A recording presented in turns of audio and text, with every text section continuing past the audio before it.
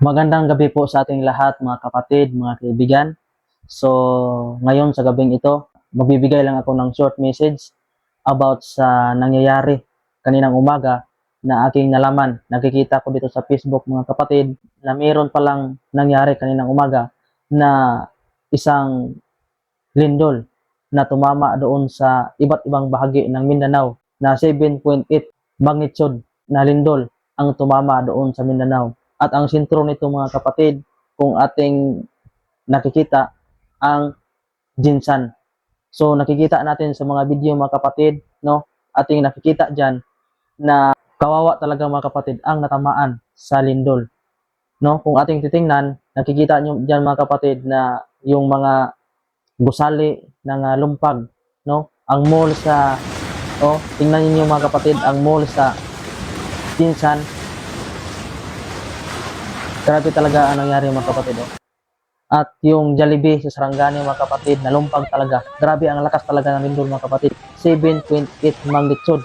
At yung eskwelahan, mga kapatid, o kung ating titingnan, unang pasok pa lang, mga kapatid. Unang pasok. Pero ito na ang nangyari, mga kapatid. Kawawa yung mga estudyante, mga kapatid, o kung ating titingnan, o ang eskwelahan, kung ating nakikita dyan, mga kapatid, sa Matanaw yan, nakikita natin na nalumpag ang eskwelahan dahil sa kalakas ng lindol. Grabe talaga, mga kapatid, kawawa yung mga estudyante. Excited pa naman silang pumasok dahil unang araw sa pasukan, mga kapatid, pero ang nangyari, ganito ang nangyari. Kawawa, mga kapatid, yung ating titingnan. Kung meron ding isang larawan, mga kapatid, na aking ipapakita dyan, na isang barangay hall sa Davao Occidental yan, mga kapatid, na nalumpag din dahil sa kalakas ng lindol. So grabe, kawawa yung nangyari, mga kapatid. Kawawa talaga, mga kapatid. Nakakaawang tingnan, mga kapatid, ang nangyari doon sa iba't ibang bahagi ng Mindanao, mga kapatid. Alam niyo ba, mga kapatid, kung bakit yan hinayaan ng Panginoon na mangyayari? Dahil alam ng Panginoon, mga kapatid, na marami ng mga tao na nakalimot sa Kanya. Kaya pinahintulutan ng Panginoon, mga kapatid, na mangyari ang sakunang yan. Dahil kung ating titingnan dyan sa video, mga kapatid, na kung mayroong sakuna na mangyayari, ang mga tao, mga kapatid, maalala nila ang Panginoon. Titingnan niyo, mga kapatid, at pakinggan niyo kung ano ang tinatawag. Di ba?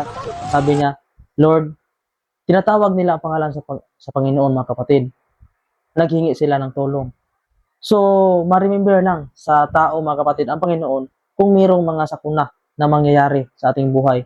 So, sana po, mga kapatid, no, hindi lang natin aalahanin ang Panginoon sa tuwing may mga sakuna na mangyayari, kundi aalahanin natin ang Panginoon sa lahat ng panahon, mga kapatid. No? Dahil nangyayari ito, mga kapatid, dahil nakalimutan na ng mga tao ang Panginoon. Inuuna na ang mga makamundong gawain. So, kaya, mga kapatid, na nangyari ito.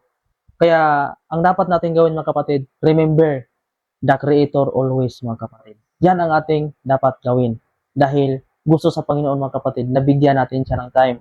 Dahil sabi, mga kapatid, sa Matthew chapter 6, verse 33, na seek ye first the kingdom of God. So, uunahin talaga natin ang Panginoon, mga kapatid. Kaya iisipin natin siya, aalahanin natin siya sa lahat ng panahon. Kaya nangyari yan, mga kapatid, dahil sa mga tao na kinalimutan na ang Panginoon. So gusto sa Panginoon, mga kapatid, na i-remember natin siya. So kaya, mga kapatid, nangyari yan dahil nangyayari talaga, mga kapatid, ang mga kapighatian ito ngayon dahil sa mga tao na kinalimutan na ang Panginoon. Kawawa lang, mga kapatid, ang mga tao na nadadamay dahil tatamaan yung isang lugar, mga kapatid, meron man ding mga tao diyan na nanampalataya sa Panginoon pero nadadamay. But, mga kapatid, malaki po ang ating pananalig na ang Panginoon magproteksyon po sa ating lahat, mga kapatid. So, itong mga pangyayari ngayon, mga kapatid, nandito na yan sa banal na kasulatan. Sinasabi na yan ng ating Panginoong Hesus dito po sa aklat ng Mateo Kapitulo 24, versikulo 7 hanggang sa 8. Ito po ang sinasabi ni Jesus dito, mga kapatid. Maglalaban-laban ang mga bansa at gayon din ang mga kaharian. Magkakaroon ng tagutom at lilindol sa maraming lugar. Nababasa natin, mga kapatid, lilindol. So, ang nangyari, mga kapatid, lumindol. So, nandito na yan sa banal na kasulatan. At sabi pa dito, ang lahat ng mga ito ay pasimula pa lamang ng mga paghihirap na tulad ng isang babaeng nanganganak. So, kung ating bibigyan ng malalim na paliwanag ito, mga kapatid, ang nangyari pala ngayon mga kapatid, hindi ito ibig sabihin na ito na ang katapusan ng panahon, kundi pasimula pa lamang ito mga kapatid. Isa pala sa palatandaan sa pagtatapos sa sanlibutan ito mga kapatid, itong mga lindol na nangyari sa ating sanlibutan ngayon. So dahil nangyari na po ito mga kapatid, ang pinaka magandang gawin natin mga kapatid, kung ikaw ay wala pa sa pananampalataya sa Panginoon, ang mapapayo ko po sa iyo mga kapatid, magbalik ka na sa Panginoon mga kapatid. Dahil ang Panginoon mga kapatid, naghihintay lang siya sa iyong pagbabalik. Handa siyang tanggapin ka mga kapatid kung tatanggapin mo din siya sa iyong puso mga kapatid ng buong buo. So, hinihintay ka ng Panginoon mga kapatid na babalik ka sa Kanya. Kahit gaano kalaki ang iyong mga kasalanan mga kapatid, kayang-kaya kang patawarin sa Panginoon. Dahil kung ikaw mga kapatid na mayroon pang buhay dito sa libutan ito, malaki pa ang chance mga kapatid na magbago ka. Kahit gaano ka laki ang iyong kasalanan, kahit gaano ka marami kang napatay, o kung ano man ang mga kasalanan na nagawa mo, sabi ng Panginoon mga kapatid sa Isaiah chapter 1 verse 18 na kaya yang paputiin sa Panginoon mga kapatid. Kahit gaano kaitim ang iyong kasalanan, no? Sabi din ni Jesus sa 1 John chapter 1 verse 9 na kung ating isurrender ang ating mga kasalanan sa Kanya mga kapatid, ang Panginoong Diyos handang-handang magpatawad sa ating mga kasalanan. So, yan lang ang ating gagawin mga kapatid. Babalik tayo sa ating Panginoon, no? Habang may panahon pa tayo. Dahil itong mga nangyayari ngayon mga kapatid, palatandaan po ito sa katapusan ng panahon. So, hindi natin hihintayin mga kapatid na maabutan na tayo sa ating Panginoon mga kapatid na nandito na siya, na hindi pa tayo nakabalik sa Kanya, no? Kaya ngayon mga kapatid, habang nasa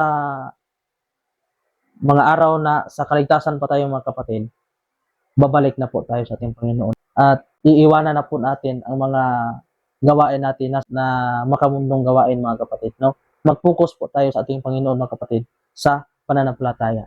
So, ang nangyari ngayon mga kapatid, no? Dahil alam natin mga kapatid na doon sa mga lugar na natamaan ng lindol mga kapatid, marami tayong mga kamag-anak doon. So, kawawa mga kapatid, no? Ipagdasal natin sila mga kapatid na sana po wala pong mga masamang nangyayari sa kanila, no? Ipagdasal natin sila mga kapatid, no?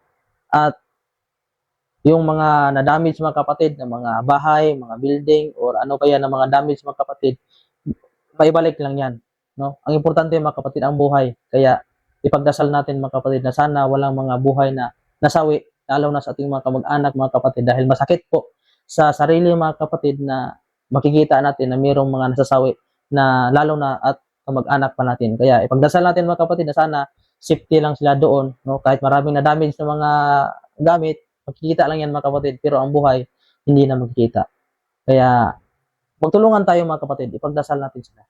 So yan ang pinakamabuti natin gawin ngayon, ipagdasal natin ang mga tao na nasa mga ganyang sitwasyon mga kapatid. At ang alalahanin natin mga kapatid, ang Panginoon ang ating uunahin at babalik po tayo sa Kanya at mananampalataya po tayo sa Kanya mga kapatid. So yan lang aking mabibigay na message sa ating lahat mga kapatid. I hoping na na-bless po tayo sa munting message na naibigay ko sa inyo. So mga kapatid, dito na lang po ang aking video magtatapos. At maraming salamat po sa inyong panonood. So kung nagustuhan nyo ito na video mga kapatid at na-bless kayo, pwede ninyo itong i-share para ma-bless din ng iba at makikita din sila sa video ito mga kapatid at mabibiyaan din sila. So yan lang mga kapatid, maraming salamat po sa inyong panonood at God bless po sa ating lahat.